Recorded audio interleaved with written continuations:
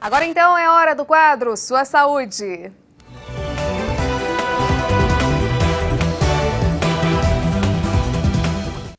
Você que trabalha aí no campo, na lida diária com o gado ou cuidando da lavoura, muitas vezes não fica atento com os sinais da perda de audição. E você sabe quais são eles? Por isso nós estamos aqui no estúdio com o Dr. Arthur, da Universidade de Campinas, que vai tirar todas as nossas dúvidas e ele é um especialista na área, ou seja, um otorrinolaringologista. Você já pode participar ao vivo aqui com a gente? Ligue 0800 541 5858 que nós vamos responder a sua dúvida de qualquer lugar do país, ao vivo aqui com o doutor Arthur, viu? Liga aqui pra gente já a partir de agora. Muito bom dia pra você, doutor. Tudo bem? Tudo bom. Bom, muitas pessoas, né, que trabalham nesse setor, principalmente com trator, por exemplo, ali 8 horas diárias e com o tempo começa a sentir os sinais aí da perda de audição. Em que momento essa pessoa deve começar a se preocupar, esse trabalhador? Bom, naturalmente todos nós perdemos a audição, é algo que acontece com todas as pessoas e normalmente acontece a partir dos 60 anos, às vezes um pouquinho antes, às vezes um pouquinho depois.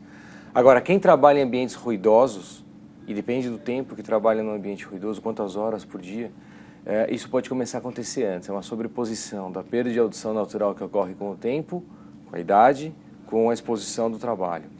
Então, a pessoa, é esperado que ela comece a perder com 60 anos, mas dependendo da situação pode perder antes. E o exame que tem que fazer para verificar isso é o exame de audiometria. Uhum. Em relação, por exemplo, àquele protetor auricular, né? Isso ajuda ou apenas ameniza um pouco o problema? Não, ajuda bastante. Os equipamentos de proteção individual são colocados nas pessoas de acordo com o nicho de trabalho delas. Então tem que avaliar se aquele determinado trabalhador está exposto a uma carga de ruído que excede os limites que pode ocasionar a lesão. Lógico que tem que ter muito cuidado. Usar protetor protege em relação à destruição da audição por conta de ruído, das células da audição por conta de ruído, mas por outro lado tem que ver se a proteção não impede que ele escute sinais de alerta, como alarmes ou outros sinais que são importantes. Por isso que o ambiente tem que ser avaliado para ver se é correto ou não utilizar o protetor em determinada situação. Uhum. Por exemplo, no campo, com o uso de trator ou máquinas que fazem muito ruído, isso pode ser avaliado e eventualmente usado equipamento de proteção individual para audição, que pode ser o protetor aquele que coloca ou em forma de concha. E esse protetor ele deve ser trocado com o tempo, né? Até para não perder a sua eficiência? Existe uma regra quanto a isso? Ele deve ser trocado com o tempo para não perder eficiência. Existe mais de um tipo de protetor e às vezes por conta de higiene, porque aqueles que são de inserção por dentro do canal do ouvido, eles se sujam com o tempo e ainda mais com o indivíduo suando ou determinada atividade que ele tem que pode estar exposto a pó, sujeira do campo mesmo. Uhum. Em relação, por exemplo, homens e mulheres, há uma incidência maior em determinado grupo, né, de perda de audição ou não? Isso não é notável, que vocês perceberam na Unicamp, né, já trabalhando nessa área já há um bom tempo? Veja, a exposição por ruído, ela pode mudar de grupo para grupo. Se tem mais homem trabalhando no campo, por exemplo, em trator ou em máquina, pode ser maior nesse grupo, mas não aquela perda natural de envelhecimento da idade. Essa perda natural de envelhecimento da idade, a presbiacusia, ela ocorre de maneira igual em homens e mulheres. Uhum. Na verdade, a gente não sabe exatamente qual é o gene que inicia o processo, mas não parece haver diferença entre sexo. Sim, doutor Arthur, você que já trabalha na área já há um bom tempo também, em relação a crianças, né, e adolescentes, você tem percebido que essa perda de audição tem aumentado ou se precipitado, né, ocorrido aí em idades mais jovens, entre os mais jovens, você percebe isso?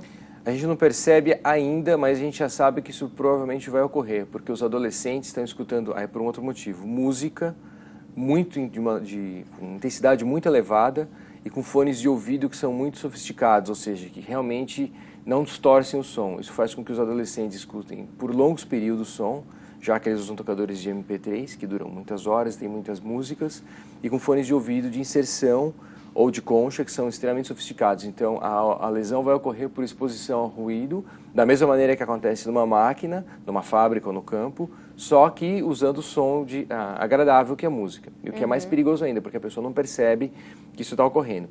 E essa perda, ela não acontece na hora, ela acontece no decorrer de anos e ela é irreversível. Entendi. Bom, você em casa está nos acompanhando hoje no quadro Sua Saúde. Hoje nós estamos falando sobre perda de audição. Você tem dúvidas? Ligue aqui pra gente que o doutor Arthur, otorrinolaringologista, vai responder então a sua questão. O número é esse que você já vê na tela, 0800 541 5858, ligação gratuita de qualquer lugar do país. Só que atenção, você só consegue falar com a gente através de telefone fixo, celular, não tem como, tá bom? Estamos esperando a sua ligação. Falando um pouquinho sobre os tratamentos, né? Os tratamentos evoluíram. Quais são os principais tratamentos utilizados hoje, né, em relação à perda de audição? Lógico que depende do tipo de perda de audição e depende da causa. Mas a gente pode dizer que existem várias maneiras de reabilitar a audição. A mais comum é o uso de aparelho de amplificação sonora individual, aparelho de audição comum. Ele serve para a maior parte das perdas. Ele não traz de volta aquelas células da audição que morreram, mas ele amplifica o som e devolve a qualidade da audição. Então isso pode ser usado pela maior parte dos indivíduos que têm perda leve, moderada ou até severa. Para perdas mais importantes, perdas profundas de audição, tem cirurgias que nós podemos fazer, por exemplo, o implante coclear, que é uma cirurgia para perda de audição dos dois lados. O implante coclear é uma prótese auditiva colocada através de cirurgia. Tanto o aparelho de audição quanto o implante coclear estão na rede pública e os convênios também pagam. Então, na verdade, depende um pouco do que a pessoa tem em relação à perda. Volto a dizer que pode ser aferido com o exame de audiometria, que é aquele exame que você entra na cabine para verificar o nível de perda. Sim, e as pessoas, elas têm se preocupado com isso, doutor, ou não? Porque muitas vezes, vou fazer o exame de rotina e vou fazer o exame de sangue. Ou as mulheres, né, enfim, que fazem o exame também de 6 em 6 meses em seus médicos particulares. Em relação à perda de audição, você percebe que há uma falha nesse sentido? As pessoas não ligam, quando chegam o problema já é bem maior do que elas imaginavam? O que acontece são dois grupos diferentes. Crianças que nascem com perda de audição, elas já são triadas na maternidade através de um exame que é obrigatório no Brasil, que chama teste de emissões otoacústicas ou teste da orelhinha. Então esse grupo é bem focado e dificilmente as crianças escapam desse teste, então a gente consegue detectar precocemente. Agora, no outro grupo, que são as pessoas que perdem a audição com o tempo, com a idade, existe uma certa negligência. As pessoas demoram a ir no médico otorrinolaringologista para verificar isso e muitas vezes quando detectam que tem perda de audição já com 60, 70 anos, não querem usar o aparelho às vezes por motivos estéticos.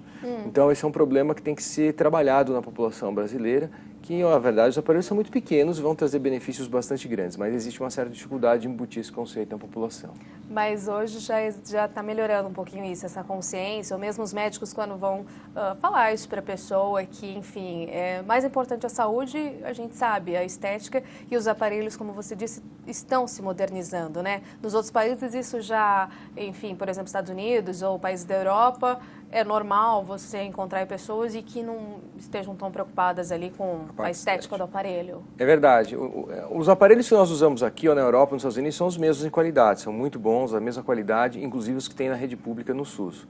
O fator que às vezes impede pessoas de mais idade a usarem aparelho é realmente às vezes o acesso à rede pública de saúde é um problema, mas quando você detecta o problema as pessoas às vezes não querem usar. Existe um conceito na população sul-americana e especificamente na brasileira em relação à estética que é muito forte e às vezes as mulheres ou os homens não querem usar aparelho de audição por parecer velho, deficiente ou alguma outra coisa. E como você falou, esses aparelhos são muito pequenos e nem que não fossem tão pequenos. Eu uso óculos, por exemplo, eu não me importo. Então é uma questão de você ter o conceito embutido de que isso vai trazer mais benefício e esteticamente eles são muito aceitáveis. Agora, doutor, e o foco da Unicamp, né? Nesse sentido, quais são os estudos que vêm sendo feitos ou resultados obtidos